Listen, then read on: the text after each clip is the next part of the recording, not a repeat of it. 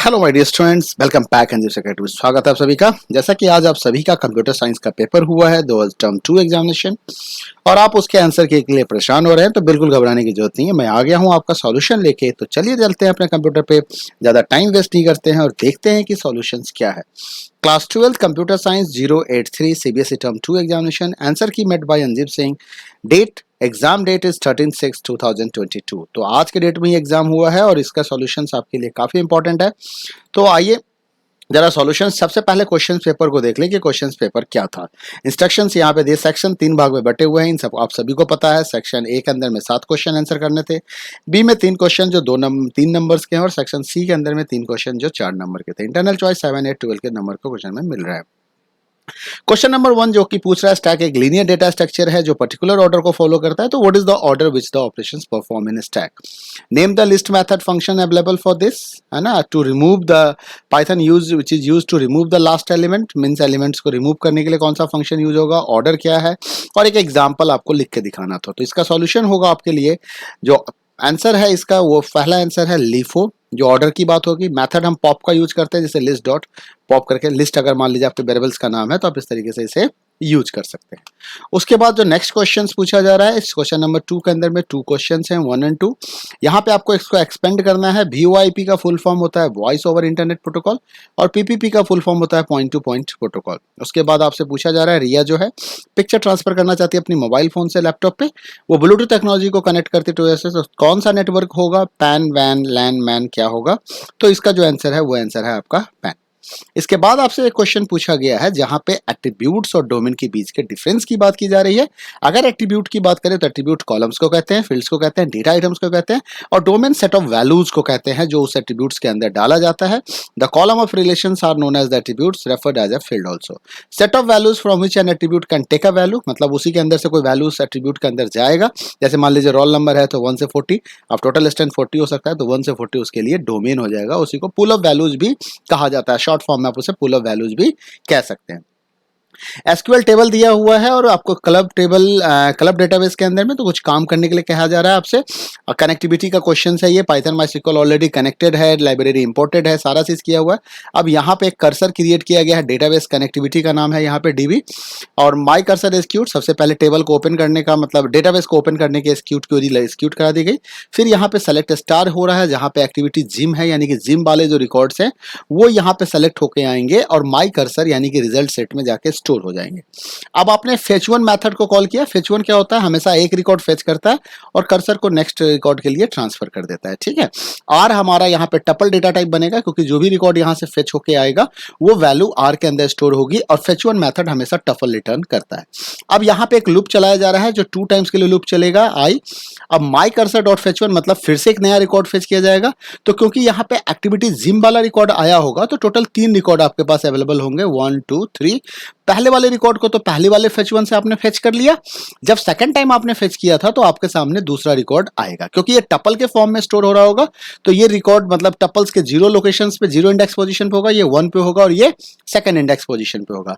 यहाँ पे आपसे आउटपुट पूछा जा रहा है कि भाई जब R0 R1 प्रिंट कराएंगे, R of 0 R of 1, तो 0 में क्या होगा, वो ID प्रिंट होगा, 1 में नेम प्रिंट होगा, सेपरेटर हैश होगा। तो जो आउटपुट आपको मिलेगा वो आउटपुट मिलेगा M1002 hash Prateek and M1004 hash Rakesh. क्यों, थर्ड रिकॉर्ड जो है वो देख लीजिए राकेश वाला ही है, तो इसका ID M104 है, इसका 102। जिम की प्रिंटिंग नहीं होगी क्योंकि आप इंडेक्स 0 और 1 की बात कर रहे हैं। अगर इंडेक्स 2 की बात कर रहे होते तो जिम भी प्रिंट होता। क्वेश्चन नंबर 5 को देख लीजिए। Output SQL queries based questions हैं वैक्सीनेशन डेटा के ऊपर में। यहाँ पे dose 1, dose 2, city, name, age, VID, ये इन्फॉर्मेशन दिया गया। आपको आउटपुट बताना है। यहाँ पे क्वेरी दी हुई है, नेम और एज बताइए। वैक्सीनेशन डेटा से आपको सेलेक्ट करना है, लेकिन वहाँ पे कंडीशन है डोज 2 नल नहीं होना चाहिए, मतलब ये नल वाला रिकॉर्ड जो होगा वो एक्सेस नहीं करना है हमें, ठीक है।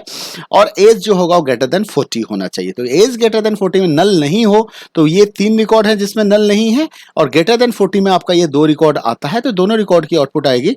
तो आउटपुट आपको मिलेगा नेम के सामने हरजोत 55, श्रीकांत 43, ये आउटपुट मिलेगा।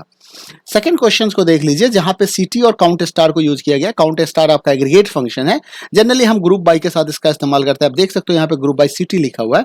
ग्रुप बाय क्या करेगा, रिकॉर्ड्स को ग्रुप करेगा सेम वैल्यू पे। तो दिल्ली वाले रिकॉर्ड एक ग्रुप में आ जाएंगे, मुंबई वाले एक ग्रुप में आ जाएंगे, कोलकाता वाले एक ग्रुप में आ जाएंगे। सिटी से इन मुंबई कोलकाता दिल्ली का नाम प्रिंट होगा। काउंट स्टार से नंबर ऑफ रिकॉर्ड्स उस हर एक ग्रुप में काउंट होगा, क्योंकि दिल्ली के 2 रिकॉर्ड है, मुंबई के 2 रिकॉर्ड है, कोलकाता के एक ही रिकॉर्ड है। तो जो आउटपुट आपको देखने को मिलेगा, सिटी के नीचे दिल्ली, मुंबई, कोलकाता, दिल्ली के आगे 2, क्योंकि काउंट स्टार 2 रिकॉर्ड्स को काउंट कर रहा है। यहाँ भी 2 रिकॉर्ड हो रहा है और यहाँ पे एक ही रिकॉर्ड अवेलेबल है। नेक्स्ट क्वेश्चन को देख लीजिए, सेलेक्ट डिस्टिंक्ट सिटी, मतलब unique value, vaccination data unique city का नाम आएगा। तो दिल्ली, मुंबई, कोलकाता, ये 3 वैल्यू आपको आउटपुट में आएगा डिस्टिंक्ट सिटी के अंदर। नेक्स्ट को देख लीजिए, सेलेक्ट मैक्स डोज 1। देखिए मैक्स हमेशा हाईएस्ट डेट को निकालता है, लेटेस्ट डेट को निकालता है, और मीन हमेशा ओल्डेस्ट डेट को निकाल के आपको देगा। तो यहाँ पे जब आप ओल्डेस्ट डेट सर्च करेंगे तो ओल्डेस्ट डेट आपका 2021 का 7वां महीना है, क्योंकि ये 2021 का 10 महीना है और ये 2022 का है। लेटेस्ट डेट को अगर चेक करते हैं तो 2022 का पहली तारीख हो गई, ठीक है। बाकी सारे 2021 में है, तो ये मैक्स की वैल्यू होगी और ये आपका मीन की वैल्यू होगी, ठीक है। तो आउटपुट देख लीजिए आपके सामने, मैक्स डोज में क्या आ रहा है और डोज 2 और मीन डोज 2 में क्या आ रहा है। इसके बाद क्वेश्चन नंबर 6 भी आपका एसक्यूएल आउटपुट का ही क्वेश्चन है, जहां पे डॉक्टर और पेशेंट टेबल्स के बेस पे कुछ इन्फॉर्मेशन पूछा जा रहा है। देखते हैं, select D name P name from doctor natural join. Natural join में क्या होता है, कॉमन कॉलम की आउटपुट नहीं आते हैं, मतलब इक्वी ज्वाइन की तरह ही काम होता है, बस आउटपुट में डिफरेंस आता है हमारा यहाँ पे। बट इसने तो सेलेक्ट डी नेम और पी नेम किया है, यानी कि डॉक्टर का नाम चाहिए और पेशेंट का नाम चाहिए। जहां पे डॉक्टर का नाम यहाँ पे डीएनओ प्राइमरी की है और यहाँ पे डीएनओ फॉरेन की है, तो इनके बीच में कोरिलेट करके इक्विवेलेंट किया जाएगा। तो D1 D1 के साथ मैच करेगा, D2 D2 के साथ मैच करेगा, D3 D3 है नहीं यहाँ पे, तो कोई मैचिंग नहीं होगा D3 का। और यहाँ पे D4 का D4 के साथ, तो D4 रिकॉर्ड भी नहीं दिख रहा हमारे पास। तो जो आउटपुट आएगा डॉक्टर नेम पेशेंट नेम, यानी कि कौन सा डॉक्टर नूर का ट्रीटमेंट कर रहा है, कौन सा डॉक्टर हरमीत का ट्रीटमेंट कर रहा है, कौन सा डॉक्टर एनी का ट्रीटमेंट कर रहा है। तो इस हिसाब से आपको डॉक्टर का नाम दिखाई देगा। तो डॉक्टर नेम अमिताभ है, पेशेंट नेम नूर है। पहले क्या दिखाना था हमें, डी नेम फिर पी नेम ही दिखाना था। तो अमिताभ ने नूर और अमिताभ ने हरमीत दोनों का ट्रीटमेंट किया और अनिकेत ने एनी का ट्रीटमेंट किया, इससे ये पता चलता था। P name admission date fees from patient P doctor D, इसको एलियास कहते हैं। जहां पे D DNO P DNO match कराएगा, फीस 1000 से ज्यादा होना चाहिए।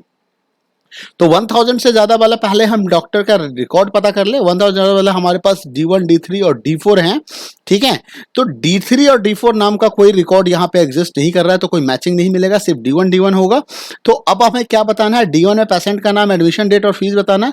तो D1 वाला कौन है, हमारा पेशेंट नूर है, एडमिशन डेट ये है और फी हमें यहाँ से दिखाई देगा 1500 रुपये। तो जो आउटपुट आएगा वो देख लीजिए, नूर 2021 12-25 1500, हरमीत 2019 12-20 1500। तो ये आउटपुट आपको देखने को यहाँ पे मिलेंगे।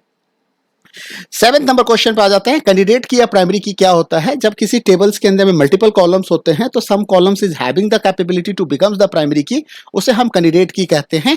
और लेकिन उन सभी को हम प्राइमरी की बनाते नहीं है, out of this we are selecting some only, तो those are known as the primary key here, तो उसे हम प्राइमरी की कहते हैं जो सेलेक्ट हो जाएगा। तो attributes that can use to uniquely identify the tuples in the relation, उसे कैंडिडेट कहते हैं। कैन बी यूज, अभी बनाए नहीं है, यूज कर सकते हैं, लेकिन आउट ऑफ वन और मोर कैंडिडेट की, उसमें से किसी एक एट्रीब्यूट को हम चूज कर लेते हैं, एक या दो को। तो जब यूनिकली जो रिकॉर्ड्स को यूनिकली आइडेंटिफाई कर देता है उसे हम प्राइमरी की कहते हैं। नेक्स्ट और का क्वेश्चन है, प्लेयर नाम का टेबल है। प्लेयर नाम का टेबल में आपसे कह रहा है कि most appropriate column from the given table player that can be use as a primary की।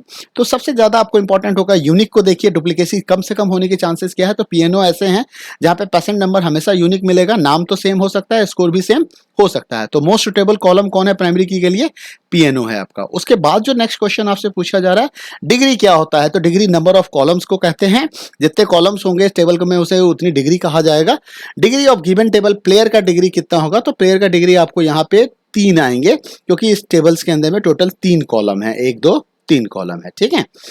नेक्स्ट क्वेश्चन सेक्शन बी पे हम पहुंच गए, जहां पे पाइथन्स का कुछ कोड है। स्टैक का एक फंक्शन लिखने के लिए हमसे कहा जा रहा है डेफिनेशंस, एक define, write the definitions of the user defined function बनाना है पुश एन बी, जो एक्सेप्ट करेगा लिस्ट ऑफ स्ट्रिंग्स को पैरामीटर एन के अंदर से और उनको सारे को पुशेस कर देगा। Pushes all strings which have no vowels present in it, जिसमें वॉवेल नहीं है उसको पुश कर देगा, वॉवेल वाले को नहीं पुश करेगा। Into a list name no vowel, ठीक है, एक लिस्ट नो वॉवेल बनेगा, वहां पे जाके पुश करना है ऐसे वर्ड को जिसके अंदर में कोई वॉवेल कैरेक्टर नहीं हो। प्रोग्राम लिखना है जिसमें कि आप 5 वर्ड इनपुट करेगा और उसे एक स्ट्रिंग में लिस्ट नाम के ऑल नाम के लिस्ट में आप क्या करोगे, पुश कर दोगे। उसके बाद उसी प्रोग्राम में आपको क्या करना है, फंक्शन पुश एनबी को कॉल करना है और वो क्या करेगा, stack of words in the list no vowel नाम का एक स्टैक बना के उसमें उन सारे वर्ड को ऐड कर देगा, only those words which do not have any vowel present in, ठीक है, फ्रॉम द लिस्ट ऑल में से क्या करेगा, फिल्टर करके निकालेगा। उसके बाद आपको पॉप फंक्शंस को कॉल करना है और जो नो वॉवेल से रिकॉर्ड्स को डिलीट करता जाएगा, पॉप अप करता जाएगा और आपको दिखाएगा। एट लास्ट जब नो वॉवेल एम्प्टी हो जाएगा तो मैसेज एम्प्टी स्टैक का भी आना चाहिए। एग्जांपल के तौर पे dry, like, rhythm, work, gym नाम का अगर इनपुट है ऑल के अंदर में, तो जो आउटपुट नो वॉवेल में क्या स्टोर होगा, ड्राई, रिदम और जिम स्टोर होगा। और जब हम इसका आउटपुट चेक करेंगे तो हमें आउटपुट मिलेगा जिम, रिदम, ड्राई और एम्प्टी स्टैक। तो मैं इस प्रोग्राम को रन करा के आपको दिखा दूं। सॉल्यूशन तो यहाँ पे मैंने लिख रखा है, इसके सॉल्यूशंस को देखते हैं। ये रहा सॉल्यूशन क्वेश्चन नंबर 8 का, बट मैं चाहता हूं कि मैं इसका प्रोग्राम ही आपको रन करा के दिखाऊं तो ज्यादा समझ में आएगा। अब देखो, पुश नाम का एक सिंपल फंक्शन बना दिया, एक पुश एन भी बना दिया, तो 2 पुश फंक्शन हमने बना दिया। एक पुश से हम ऑल के अंदर में इंसर्ट करेंगे, ये हमारा सिंपल पुश है, ऑल के अंदर में इंसर्ट होगा, और एक पुश एन बी से हम नो वॉवेल के अंदर में इंसर्ट करेंगे। तो जो भी वर्ड आप दोगे ए डॉट अपेंड, वो वर्ड अपेंड हो जाएगा, ठीक है, ऑल के अंदर में। पुश एन बी से क्या होगा, इसको हम क्या करेंगे, हम लिस्ट ऑफ स्ट्रिंग्स प्रोवाइड करेंगे, मतलब लिस्ट ऑल लिस्ट प्रोवाइड करेंगे, उसमें से हर एक वर्ड को हम निकालेंगे लिस्ट के एन के अंदर से। एन हमारा लिस्ट ऑफ वर्ड्स हो गया। एक फ्लैग नाम का वेरिएबल ले लिए और चेक करना, और वर्ड के अब क्या करेंगे, हर एक वर्ड के हर एक कैरेक्टर को चेक करेंगे कि क्या वो ए आई ओ यू है। अगर है तो फ्लैग को फॉल्स कर देंगे, मतलब कॉपी करने लायक नहीं है, और ब्रेक करके बाहर निकल जाएंगे। उसके बाद क्या है, जब हम लूप से बाहर आते हैं तो हम चेक कर लेते हैं कि फ्लैग की वैल्यू ट्रू तो नहीं है। अगर फ्लैग की वैल्यू, और फ्लैग देखो इस फॉर वाले लूप में अंदर आने से पहले फ्लैग की वैल्यू को ट्रू कर दिया गया था, तो अगर फ्लैग ट्रू होगा तो नो वॉवेल में उस वर्ड को अपेंड कर दिया जाएगा, ठीक है। पॉप के अंदर में देखो एनओ भी पास किया गया, अगर एनओ भी एम्प्टी नहीं है तो पॉप करके एक आइटम रिटर्न कर दो, अदरवाइज नन रिटर्न कर दो। अब नो वॉवेल नाम का हमने एम्प्टी लिस्ट तैयार किया जिसको आप स्टैक काउंट कर सकते हैं। ऑल भी हमारा एम्प्टी लिस्ट है एज ए स्टैक। अब हमने एक लूप चला दिया काउंट 5 तक, क्योंकि हमें 5 वर्ड एंटर करने थे, और आपने यहाँ पे 5 वर्ड एंटर कर दिया। जो भी वर्ड आपने यहाँ पे एंटर किया उस वर्ड को पुश फंक्शंस की मदद से ऑल नाम के लिस्ट में अपेंड करवा दिया गया, ठीक है। उसके बाद आपने क्या किया, पुश एनबी को कॉल किया, इसने क्वेश्चन यही कह रहा है, और ऑल को मतलब जो लिस्ट ऑफ वर्ड्स है वो एज ए आर्गुमेंट यहाँ पे हमने पास किया। उसके बाद एक ट्रू लूप चला के हमने नो वॉवेल को चेक किया कि कहीं एम्प्टी तो नहीं है। अगर नहीं है तो पॉप से एक पॉप फंक्शन को कॉल करके हम नो वॉवेल से एक एक एलिमेंट को निकालते भी चले गए और उसे प्रिंट भी कराते चले गए, ठीक है। और लास्ट में क्या किया, जब हम नन वैल्यू पे पहुंच गए, मतलब एंड ऑफ द मतलब एम्प्टी स्टैक हो गया, तो हमने प्रिंट एम्प्टी स्टैक भी करा दिया, ठीक है। इस प्रोग्राम को मैं यहाँ पे रन करा के भी आपको दिखा देता हूं एक बार। ये रहा आपका ये क्वेश्चन, बिल्कुल सेम क्वेश्चंस है। तो देखो, मैं उसी एग्जांपल्स को यहाँ पे इनपुट करूंगा जो हमारे बुक के क्वेश्चंस में आपसे पूछा गया था। तो एक बार वर्ड को कंफर्म कर ले कि क्या क्या हमें इनपुट करना है। हमें इसमें इनपुट करना है क्या क्या है, देख लेते हैं। Dry, like, rhythm, work, gym, ठीक है। तो dry, like, rhythm, work, gym हमें इनपुट करना है। तो चलिए हम इनपुट कर देते हैं यहाँ पे ड्राई, ठीक है। हम स्मॉल में कर दे रहे हैं, कैपिटल में कर सकते हैं, लाइक, रिदम, RHITHM, रिदम, ठीक है। उसके बाद वॉक, और उसके बाद जिम। अगर आप चाहें तो कैप्स लॉक ऑन करके देख लेना, देखो बिल्कुल सेम आउटपुट आ गया, gym, rhythm, dry, empty stack. और क्वेश्चंस में देखो आउटपुट में हमें क्या बताया था, gym, rhythm, dry, empty stack, तो सेम आउटपुट मिल गया। ठीक इसी तरीके से आपको एक नया और अल्टरनेट में दिया था, जहां पे पुश 35 नाम का एक फंक्शन आपको डिफाइन करना था। लिस्ट ऑफ इंटीजर्स पैरामीटर्स के तौर पे लेगा और उन सबको इंटीजर्स को पुश कर देगा जो डिविजिबल बाय 3 हो या डिविजिबल बाय 5 हो, है ना, लिस्ट n से। और वो क्या करेगा, ओनली 3, 5 वाले लिस्ट में जाके, स्टैक में जाके ऐड हो जाएगा। अब आपको एक प्रोग्राम लिखना है जिसमें 5 इंटीजर इनपुट करोगे और नम नाम के लिस्ट में स्टोर हो जाएगा। फिर क्या करोगे, पुश 3, 5 को कॉल करो और उसमें से फिल्टर करके सारे उस वाले नंबर को बाहर निकाल के और ओनली 3, 5 में ऐड कर दो जो 3 और 5 से डिविजिबल होते हैं, और लास्ट में पॉप करके दिखा भी दो, उसमें से पॉप करते जाओ और एट लास्ट क्या करो, स्टैक एम्प्टी का मैसेज आ जाए। तो मतलब 10, 6, 10, 6, 14, 18, 30 अगर ये इनपुट कर देते हैं तो ओनली 3, 5 में 10, 6, 18, 30 ही आएगा।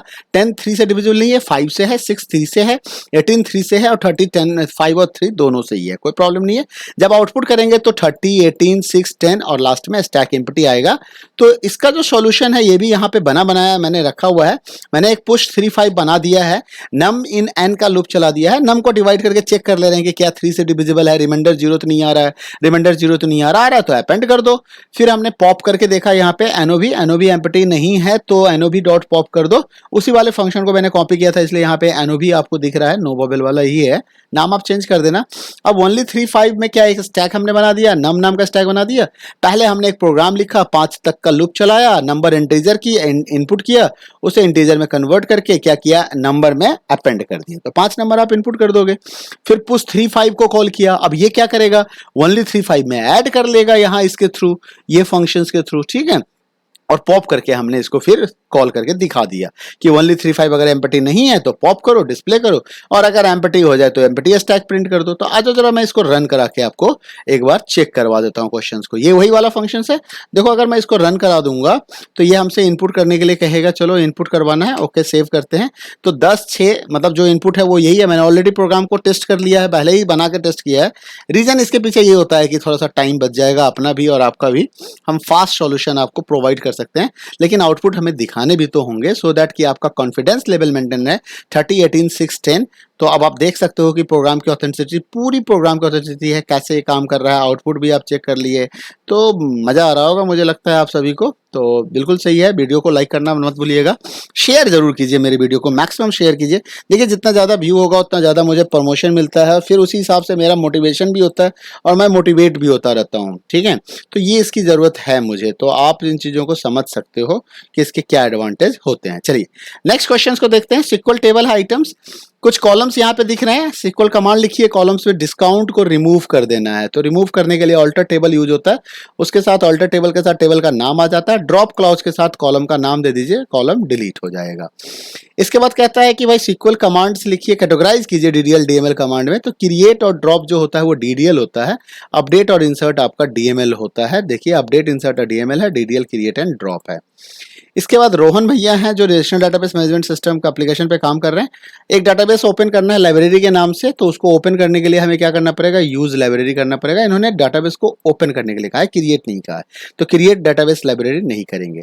Display the name of the all the tables stored in open database, तो टेबल्स दिखाने के लिए हम शो टेबल्स नाम के फंक्शन कमांड को यूज करते हैं। उसके बाद कहता है display the structure, structure display करने के लिए किसी भी टेबल का आप डीएससी बुक्स लिख दीजिए या डिस्क्राइब बुक्स लिख दीजिए, दोनों ही काम सही करेगा। सेक्शन सी पे चलते हैं जहां पे 4 नंबर आपको मिल सकते हैं हर एक क्वेश्चन के अंदर में। आपको सीक्वल क्वेरीज है, पहला पैसेंजर्स एंड फ्लाइट के बीच में यहाँ पे। तो अब देख लेते हैं क्वेरी क्या है। Write a query to change the fare to 6000 flight whose flight number is F10। अब देखिए इसके क्या है, फेयर को चेंज करना है, फ्लाइट नंबर FN0 दे रखा है, मतलब whose flight number FNO is F104 दे रखा है, ठीक है, और फेयर 6000 से कम। तो देखो इसकी क्वेरी क्या लिखी गई। अपडेट कमांड के लिए हमने क्या क्वेरी लिखा, यहाँ पे आइए चेक करते हैं। Update flight set fare equal to, update के साथ टेबल का नाम आता है, सेट क्लाउज आता है, वर्ड आता है, फेयर इजकल टू दिस, जहां पे FNO ये होगा, ठीक है। नेक्स्ट क्वेश्चन कहता है write a query to display the total number of male and female. तो यहाँ पे काउंट स्टार की बात आएगी। तो हमने क्या किया, सेलेक्ट जेंडर दिखा दिया, काउंट स्टार दिखा दिया, ग्रुप बाय जेंडर कर दिया यहाँ पे फ्रॉम पैसेंजर से, ठीक है, जो अभी क्वेश्चन समझाया था आपको पीछे। Write a query to display the name, fare, F date, passengers who have flight to start from Delhi. तो दिल्ली से स्टार्ट होने वाले फ्लाइट में पैसेंजर का नाम भी बता दीजिए, कॉरस्पॉन्डिंग फेयर भी बता दीजिए और फेयर डेट भी बता दीजिए। तो काफी आसान है। सेलेक्ट नेम कर दिया, फेयर कर दिया, एफ डेट कर दिया, फ्रॉम फ्लाइट कर दिया, पैसेंजर पी, फ्लाइट और पी। अब इन दोनों के बीच में ज्वाइन क्वेरी भी करानी पड़ेगी क्योंकि स्टार्ट दिल्ली से है। तो स्टार्ट नाम का कॉलम यहाँ पे देखो, यहाँ स्टार्ट है, लेकिन आपको क्या क्या दिखाना है, आपको पैसेंजर डिस्प्ले द नेम, तो नेम भी दिखाना है। अब नेम तो देखो यहाँ पे है नहीं फ्लाइट में, तो पैसेंजर के अंदर में है, तो इसलिए हमें क्या करना पड़ा, इक्यू ज्वाइन कंडीशन लगाना पड़ा यहाँ पे, साथ ही साथ स्टार्ट इक्वल टू दिल्ली भी लगाए हमने। अब किसी भी रिकॉर्ड को अगर डिलीट करना है तो हम डीएमएल कमांड डिलीट को कॉल करेंगे, ठीक है, हम उसे ही यूज करेंगे यहाँ पे डिलीट करने के लिए। जैसे कि देख सकते हैं क्वेश्चन नंबर डी कह रहा है कि क्वेरी लिखिए, रिकॉर्ड्स को डिलीट करना है फ्लाइट टेबल से जो एंड जिसका हो मुंबई होना चाहिए। तो क्या लिखा, delete from flight where and equal to Mumbai. Okay, अब बस टोपोलॉजी ट्री टोपोलॉजी में डिफरेंस बताना है, इनके एडवांटेज भी बताने हैं। कई तरह का डिफरेंस हो सकता है। ऐसे ट्री टोपोलॉजी में क्या होता है, नोड्स ट्री के फॉर्म में होता है, हायरार्किकल स्ट्रक्चर्स होता है, तो हाई सिक्योरिटी यहाँ पे प्रोवाइड हो जाती है, कनेक्शन एक्सटेंड करना आसान हो जाता है यहाँ पे। लेकिन बस टोपोलॉजी तो सारे एक सिंगल वायर से कनेक्टेड होता है, जैसे हम बैकबोन कहते हैं, खराब हो जाएगा तो नेट खराब हो जाएगा। सिक्योरिटी यहाँ पे लो होती है क्योंकि बस टोपोलॉजी में ब्रॉडकास्ट का कंसेप्ट होता है। एक एक एडवांटेज पूछा गया था, आप इसमें से कोई भी लिख सकते हैं। All nodes are connected directly, so short cable length required bus में। अब यहाँ पे क्या होता है, tree table simulates hierarchical flow of data, so it is suitable for application where hierarchical flow of data and control is required. इसके बाद आप इसको आसानी से एक्सटेंड भी कर सकते हो, फॉल्टी नोड्स हो तो उसे आइसोलेट किया जा सकता है रेस्ट ऑफ नेटवर्क को बिना डिस्टर्ब किए, लेकिन बस टोपोलॉजी में ऐसा नहीं है। एक्सटेंशन तो हो जाता है यहाँ भी, लेकिन किसी नोड में मतलब केबल में प्रॉब्लम हो गई तो आप कुछ भी नहीं कर सकते। तो काफ़ी सिंपल और रिलायबल स्ट्रक्चर्स हैं ये। HTML XML के बीच का डिफरेंस, HTML क्या होता है, hypertext markup, XML extensive markup language होता है। HTML में हम फॉर्मेटिंग के बारे में सोचते हैं, XML में हम स्टोरेज के बारे में सोचते हैं। HTML में इंडी क्लॉज नेसेसरी नहीं है, लेकिन XML में कंपलसरी है। HTML केस सेंसिटिव नहीं होता है, XML केस सेंसिटिव होता है। कई सारे पॉइंट्स हैं, मैंने एक दो पॉइंट ही लिखे हैं, ज़्यादा पॉइंट नहीं लिखे हैं यहाँ पे। HTML stands for hypertext language used to describe the structure of web page. कई तरह के एलिमेंट्स होते हैं, टैग्स होते हैं, क्लोजिंग टैग्स नेसेसरी नहीं है, यहाँ पे नेसेसरी होते हैं। XML को एक्सटेंसिबल मार्कअप कहते हैं। Transfer of data and purpose के लिए हम यूज करते हैं, डाटा को स्ट्राइक्स करने के लिए, स्ट्रक्चर में रखने के लिए। उसके बाद आपका एक क्वेश्चन आता है, what is web browser, name of any two web browser. तो वेब ब्राउजर आपका एप्लीकेशन सॉफ्टवेयर है जिसकी मदद से आप वेब पेजेस को ओपन करते हैं, वेबसाइट को ओपन कर सकते हैं। इसे हम क्लाइंट एप्लीकेशन भी कहते हैं, जो इन्फॉर्मेशन को वेब सर्वर से फेच करके हमें बताता है। कॉमन ब्राउजर की बात करें तो Google Chrome, Mozilla, Internet Edge और ओपेरा मिनी। इसके बाद एक आपका स्टडी मतलब केस स्टडी बेस्ड क्वेश्चन यहाँ भी है गैलेक्सी वाला में, जहाँ पे नेटवर्किंग की बात की जा रही है। अब टेक्सास भी है, मुंबई भी है, मुंबई के अंदर में 3 ब्रांचेज हैं। अब इन सबको क्या करना है, कनेक्ट करना है, इनके बीच का डिफरेंस दिया हुआ है। Account block, admin block, sales block. Account block और सेल्स में 300 मीटर है, सेल्स टू अकाउंट्स 175 है, एडमिन टू अकाउंट्स 350 है। तो अब मतलब इसमें किस तरह का नेटवर्क बनाओगे, अकाउंट्स एडमिन से सेल पे जाओ, सेल से अकाउंट्स पे जाओ तो ये तो 475 हो जाएगा, डायरेक्ट कनेक्ट कर दो तो 350 ही होगा। तो आप सोच लो, ठीक है। अब नंबर ऑफ कंप्यूटर के हिसाब से देखा जाए, एडमिन ब्लॉक के पास सर्वर होगा तो एडमिन ब्लॉक को मेन ब्लॉक बना दो, वहीं से कनेक्शन लगाएंगे सबको। अकाउंट्स में 75 है, सेल्स में 30 है, टेक्सास में 90 है। तो अब आपसे पूछा जा रहा है कि भाई ऐसा देखा गया है कि जब use data loss during the process of data transfer block से जब होता है तो यहाँ पे क्या होता है, डेटा का लॉस होता है। तो वो डिवाइस क्या लगाया जाए जिससे डेटा लॉस नहीं हो, सिग्नल रिफ्रेश हो जाए, तो वो डिवाइस हमारे लिए रिपीटर होती है। Which hardware networking device out of the following will you suggest to connect all the computers? तो देखो कनेक्शंस के लिए स्विच और हब होता है। अब हब का इस्तेमाल कोई नहीं करता है, तो स्विच के साथ ही हम काम करेंगे यहाँ पे। Which service protocol out of the following will be most helpful to conduct live interaction of employees? Live interaction के लिए हम VoIP voice over internet protocol को यूज करते हैं। ठीक है, स्विच हो गया, रिपीटर हो गया। अब आपका आता है लेआउट के बारे में कि एक लेआउट बनाओ ब्लॉक टू ब्लॉक कनेक्ट करने के लिए। कैसे कनेक्ट करोगे मुंबई ब्रांच के 3 ऑफिस को? तो अगर ये मुंबई ब्रांच का एडमिन ब्लॉक, अकाउंट्स ब्लॉक और सेल्स ब्लॉक है तो इनको हम इस तरीके से कनेक्ट कर देंगे, डायरेक्ट कनेक्शन रहेगा। सेल्स वाला भी एडमिन से डायरेक्ट कनेक्ट रहेगा, अकाउंट वाला, और इसे हम क्या बोलते हैं, स्टार टोपोलॉजी कहते हैं। तो ये आपका एक कंप्लीट सॉल्यूशन आ गया यहाँ पे। तो अब आप समझ गए होंगे कि इस क्वेश्चन का सॉल्यूशन क्या है, वैलिड सॉल्यूशन क्या होना चाहिए। मिलते हैं अगले वीडियो में फिर एक नए कंसेप्ट के साथ, नए सॉल्यूशन के साथ। तब तक के लिए अपना ख्याल रखिए। Bye bye, take care.